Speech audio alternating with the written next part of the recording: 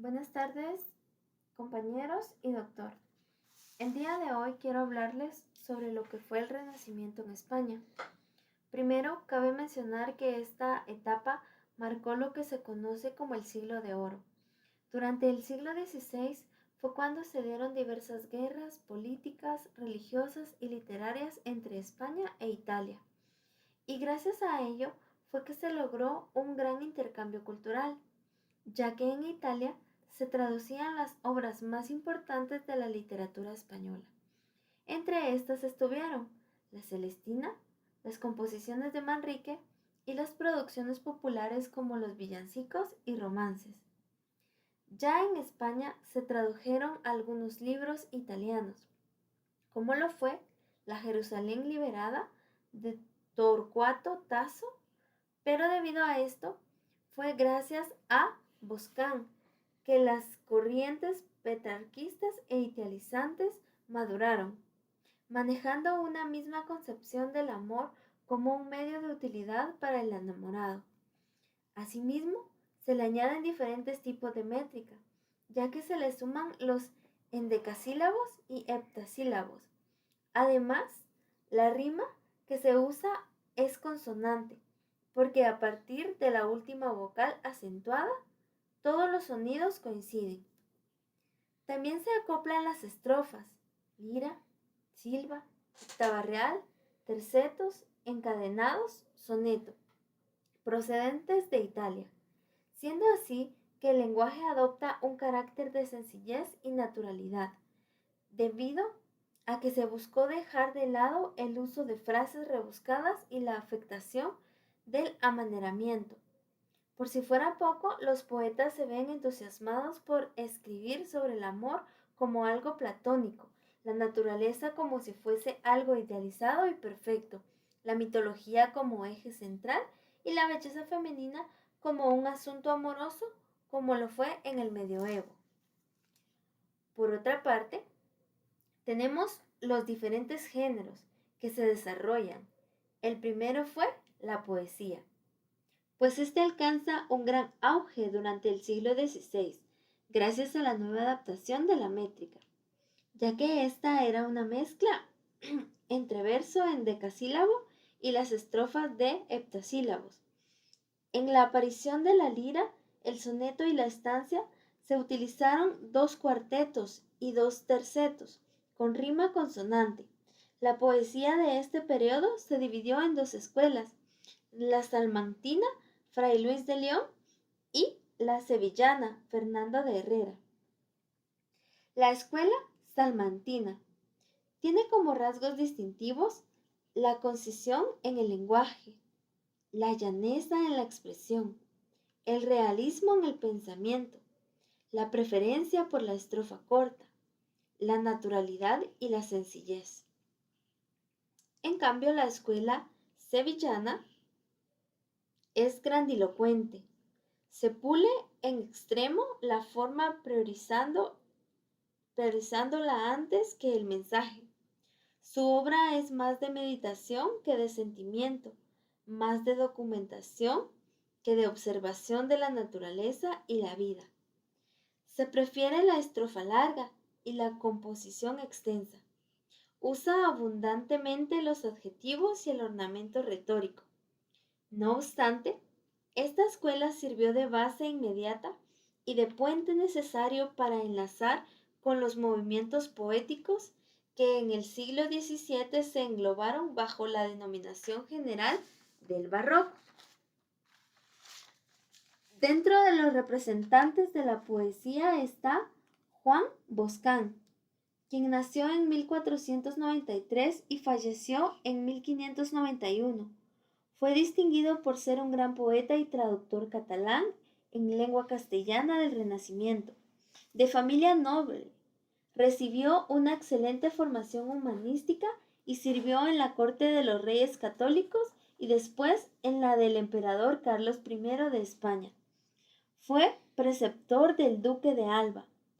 Boscán, que había cultivado con anterioridad la conceptuosa y cortesana lírica cancioneril, introdujo el verso en decasílabo y las estrofas italianas, soneto, octava real, terceto, encadenado, canción en estancias, así como el poema en decasílabos blancos y los motivos y estructuras del petrarquismo en la poesía castellana. Convenció de esta novedad también a sus amigos Garcilaso de Vega y don Diego Hurtado de Mendoza, y escribió el manifiesto de la nueva estética idealizante del Renacimiento en una epístola nuncupatoria dirigida a la duquesa de Soma, que puso como prólogo a uno de sus volúmenes de poesías. La novedad del endecasílabo, sin embargo, arraigó al lado del octosílabo, como el verso más usado en la lírica española, y desde entonces el dodecasílabo, con un ritmo machacón y menos flexible que el del endecasílabo, fue arrinconado y preterido en favor del endecasílabo cuando había de tratar temas importantes. La poesía castellana quedó así enriquecida con nuevos versos, estrofas, temas, tonos y recursos expresivos.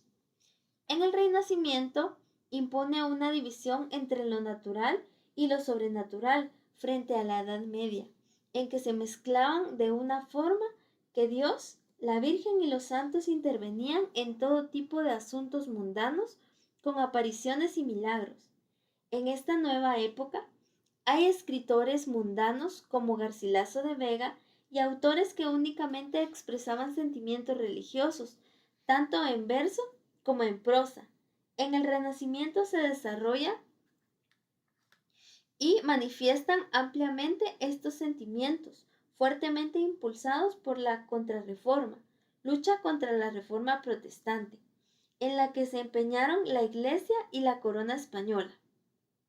La literatura religiosa puede manifestarse en tratados en prosa sobre materias espirituales como los Nombres de Cristo de Fray Luis de León, o bien en poemas cargados de espiritualidad, San Juan de la Cruz.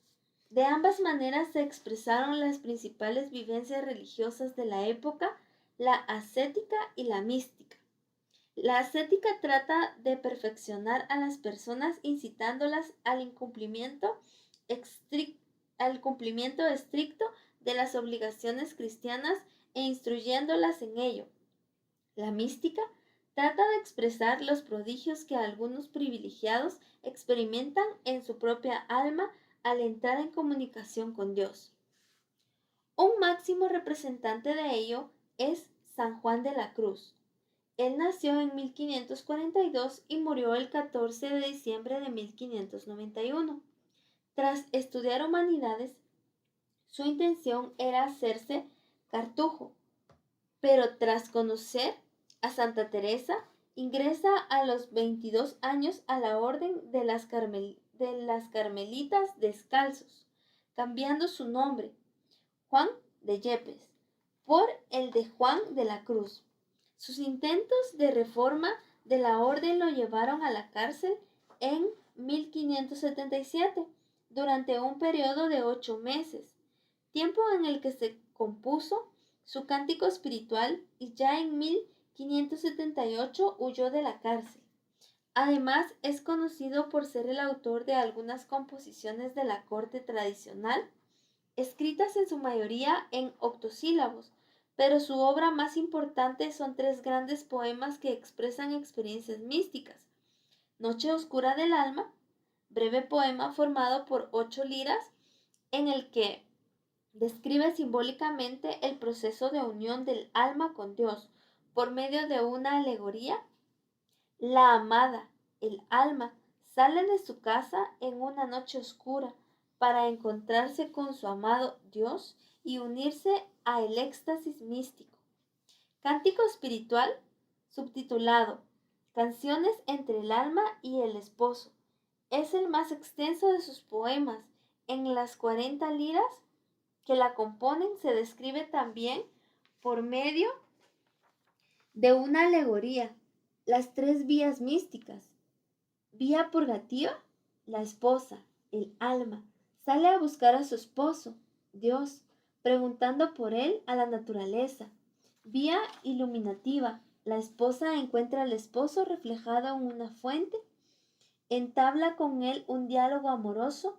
Vía unitiva, se produce la unión amorosa de los dos esposos, símbolo de la unión mística entre el alma y Dios.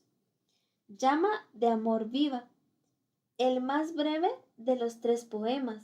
Consta de 24 versos en 6 estrofas que expresan el sentir del alma abrazada por el amor divino. Para explicar el significado simbólico de estos 3 poemas, escribió posteriormente 4 tratados en prosa, a modo de comentario, en los que expone lo esencial de su doctrina mística, subida al Monte Carmelo. Ahora bien, dentro de la prosa se encuentra la novela pastoril. Al mediar el año de 1558 apareció el primer texto español perteneciente a este género, la Diana, escrita por Jorge de Montemayor. El éxito de este tipo de narrativa hizo que grandes autores a finales del siglo XVI y principios del siglo XVII, como Lope de Vega, la Arcadia o Miguel de Cervantes, la Galatea, lo cultivaran. Por otra parte, está la prosa, didáctica y religiosa. Durante el reinado de Felipe II, que abarca los años de 1557 y 1597, la literatura religiosa en España tuvo su mayor auge. La religiosidad del monarca, el espíritu de la Contrarreforma y las costumbres de la época fueron parte en la extraordinaria importancia que ésta alcanzó.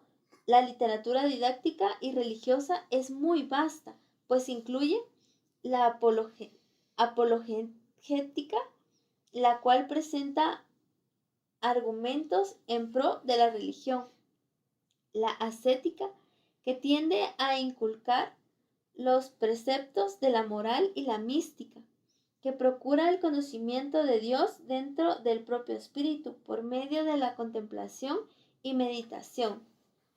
La producción de los místicos del siglo XVI es de gran importancia, principalmente por el crecimiento y robustez del idioma.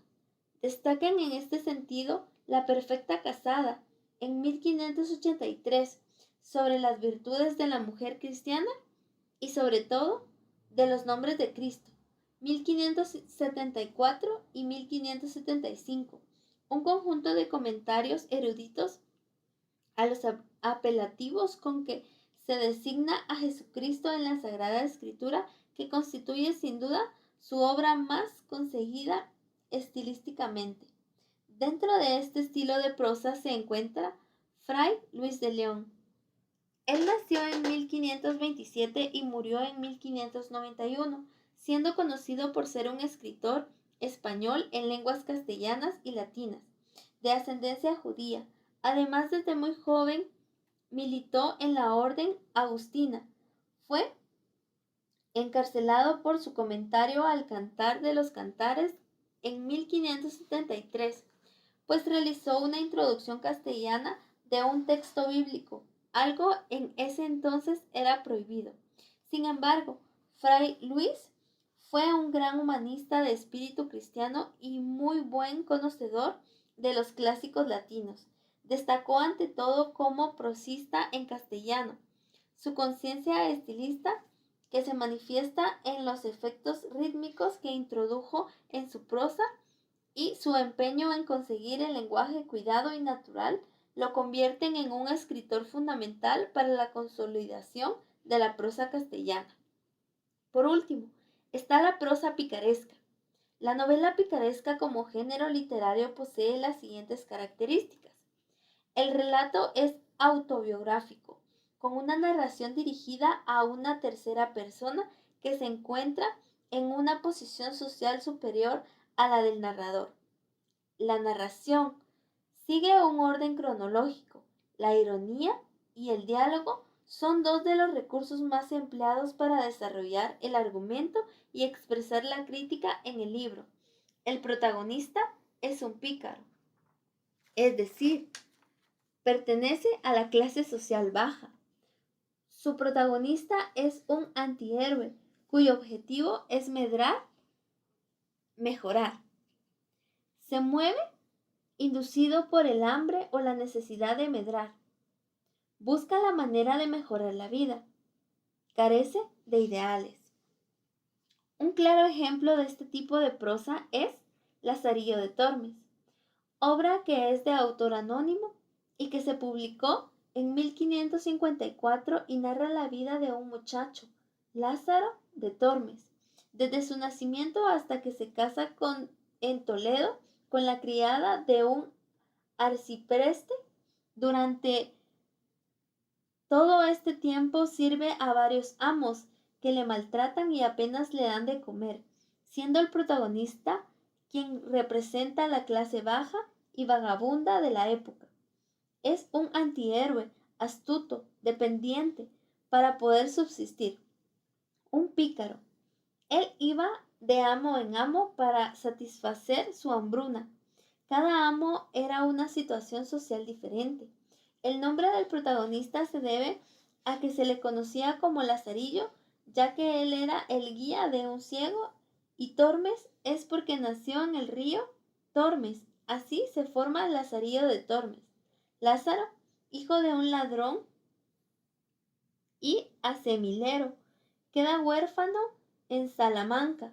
Estará al servicio de diferentes amos, un ciego, un hidalgo arruinado, un clérigo avaricioso, un fraile de la merced, un burlero, farsante, etc. Y ejercerá varios oficios que permiten al narrador realizar una sátira de los diferentes estamentos de la sociedad de la época y reflexionar con ironía sobre el tema de la honra. Como ya se ha dicho, inaugura la novela picaresca y destaca dentro de la producción de la literatura del Siglo de Oro por su originalidad, ya que representa una literatura basada en la realidad frente al idealismo o la religiosidad de la literatura de la época e inmediatamente anterior, libros de caballerías, novela sentimental, etc. En cuanto a la técnica empleada, se ha de destacar el hecho de articular los episodios a través del hilo conductor de la vida del pícaro.